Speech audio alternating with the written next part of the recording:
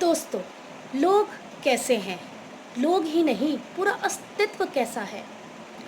जो हम गवाते हैं उसका मूल्य पता चलता है।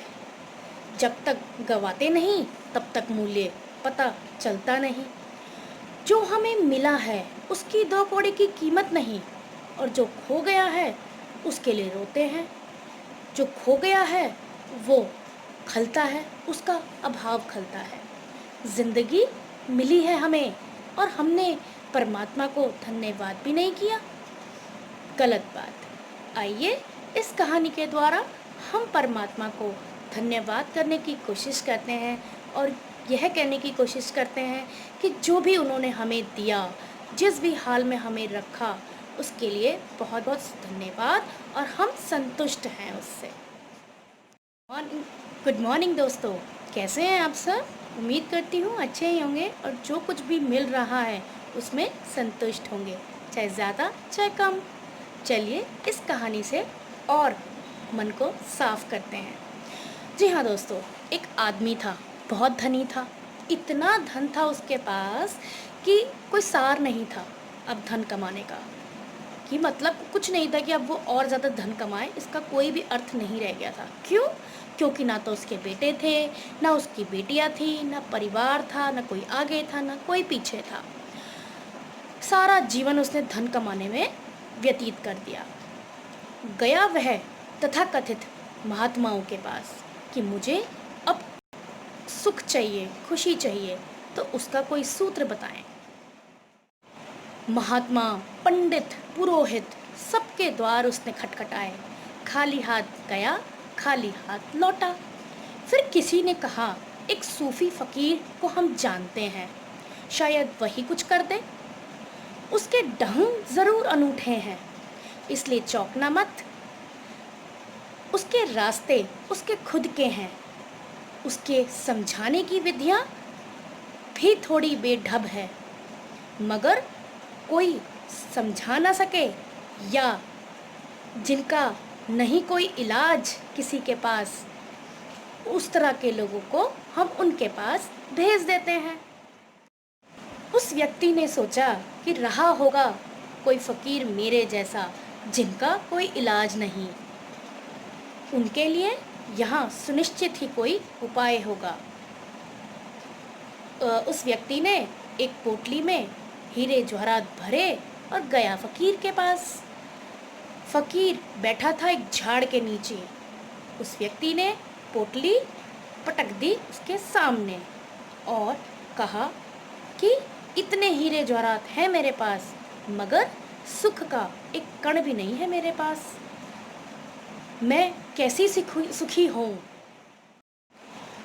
फकीर ने आव देखा ना ताव, झोली उठाई और भागा। वह आदमी तो एक क्षण कुछ समझ ही ना पाया कि ये हो क्या रहा है।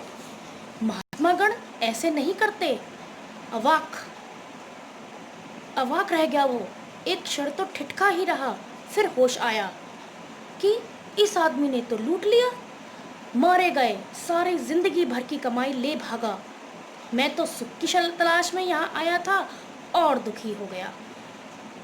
भागा, चिल्लाया कि लुट गया, बचाओ, चोर है, बेईमान है, भागा जा रहा है।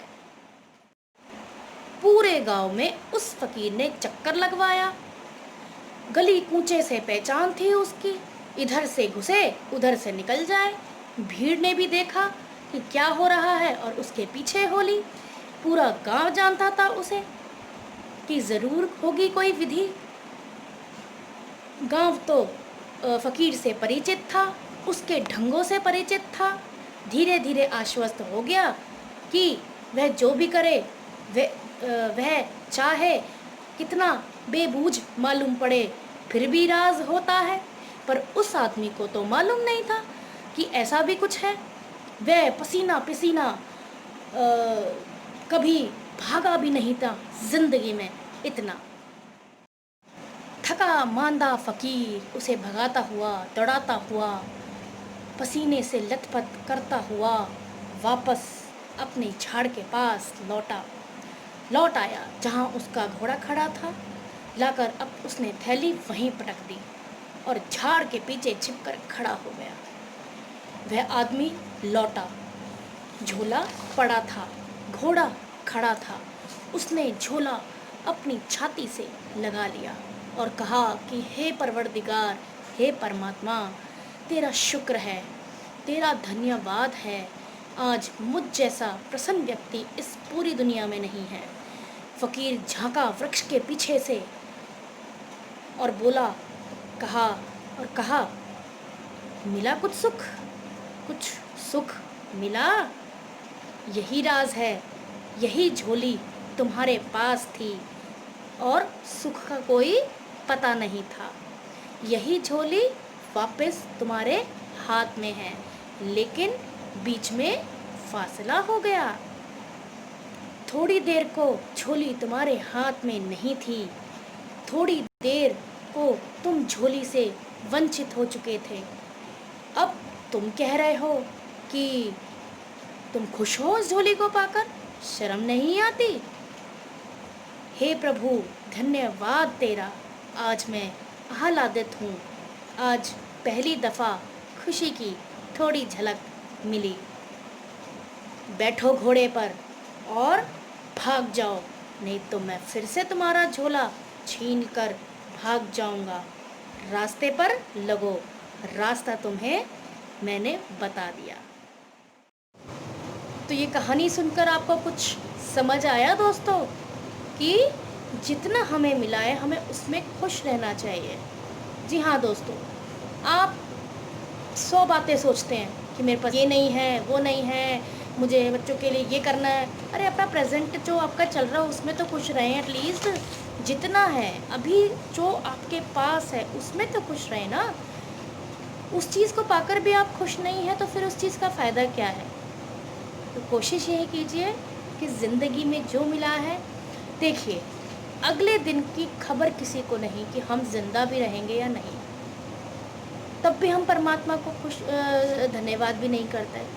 हमेशा सोने से पहले और सुबह उठने के बाद तुरंत आप जैसे भी अवस्था में हो, नींद से उठे हो, आप उठे वहीं बिस्तर पर आलती पालती करके बैठे, सबसे पहले परमात्मा का शुक्र कीजिए कि भगवान आपने मुझे आज का दिन दिखाया, आपने मेरे बच्चों को सुरक्षित रखा, मेरे घर को सुरक्षित रखा, उसके लिए बहुत बहुत शुक्रिया। और आने वाले दिनों के लिए भी जो आप अच्छे से निकालेंगे उसके लिए भी शुक्रिया। ऐसे ही रात को सोने से पहले कि भगवान आज तूने मेरा दिन खुशनुमा निकाला, जैसा मैं निकाला, सुखी दुखी कैसा भी निकाला, उसके लिए बहुत बहुत धन्यवाद कि मैं किसी बीमारी से ग्रस्त नहीं हूँ, मैं किसी चिंता में नहीं हूँ, मैं किसी दुख में नहीं हूँ। इसके लिए बहुत बहुत शुक्रिया। मैं 3 टाइम की रोटी खा पा रहा हूँ, इसके लिए बहुत बहुत धन्यवाद। हमेशा आपको यही करना है। तो हर बात पे परमात्मा का शुक्र कीजिए कि ये पूरी दुनिया एक शक्ति से चल रही है।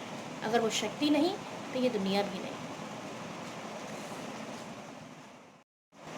दोस्तों, जीवन में कुछ नेकियां और अच्छाइयां अपने जीवन में ऐसी भी करनी चाहिए जिसका ईश्वर के अलावा कोई भी और गवाह ना हो। जैसे किसी ने एक वृद्ध महिला की मदद की, उसकी हालत देखकर, जिसका ना कोई आगे था ना कोई पीछे था, वो अकेली थी। उसकी हालत देखकर बिजली के एक खंभे पर एक कागज़ लटका दिया और यह लिखकर लटका दिया कि मैं एक वृद्ध महिला हूँ, मेरा 50 का नोट इधर यहीं इस खंभे के आसपास गिर गया है, मैं ठीक से देख नहीं सकती, अगर किसी को पता चले या मिले तो कृपया मेरे पते पर पहुंचा दीजिए। यही चीज़ पढ़कर एक आदमी 50 का नोट देने उस वृद्ध महिला के घर गया तो वो वृद्ध महिला बेचारी डंडे के सहारे धीरे धीरे चलकर बाहर आई और उसने उस व्यक्ति को धन्यवाद दिया कि और कहा कि पता नहीं बेटा कौन ऐसा बता गया है कि मेरा 50 का नोट गिर गया है और मैं देख नहीं सकती, मैं वृद्ध हूँ, मेरी हालत पर किसको तरस आ गया मुझे नहीं पता, तुमसे पहले 50-60 लोग भी मुझे आकर 50 रुपये दे गए हैं, जबकि मैंने कहा कि ऐसा मैंने लिखा नहीं, ऐसा कुछ किया नहीं, फिर भी वो मुझे दे गए। तो मैं तुम्हें भी मना करूँगी, तुम भी मुझे मत दो, लेकिन उस व्यक्ति ने उस वृद्ध को 50 रुपए दिए और उस व्यक्ति का धन्यवाद किया जिसने इस वृद्ध महिला की मदद की। 50 का नोट क्या होता है, कुछ भी नहीं होता। तो इसी तरह से आप भी कहीं ना कहीं, चाहे 10 रुपये, कोई गिनती नहीं होती पैसों की, 5 रुपये, 10 रुपये, 20 रुपये से किसी गरीब की, ऐसी गरीब की मदद करें जो बिल्कुल असहाय हो और चुपचाप, क्योंकि दान कभी बता के नहीं दिया जाता। इससे सिर्फ हमारी जो करीबी नेकी या अच्छाई होगी उसको, और हम कितने सही कितने गलत हैं, ये सिर्फ 2 शख्स जानते हैं, एक परमात्मा और एक हमारी अंतर आत्मा। तो मजबूर की मदद कीजिए। कैसे? मदद के कई तरीके होते हैं, सोचिए, कीजिए। सिर्फ कर्म करने की, मदद करने की तीव्र इच्छा होनी चाहिए मन में। मदद के तरीके अपने आप आ जाते हैं। तो मदद करते रहें, पॉजिटिव होते रहें और मस्त रहते रहें। थैंक यू दोस्तों। ओम शांति।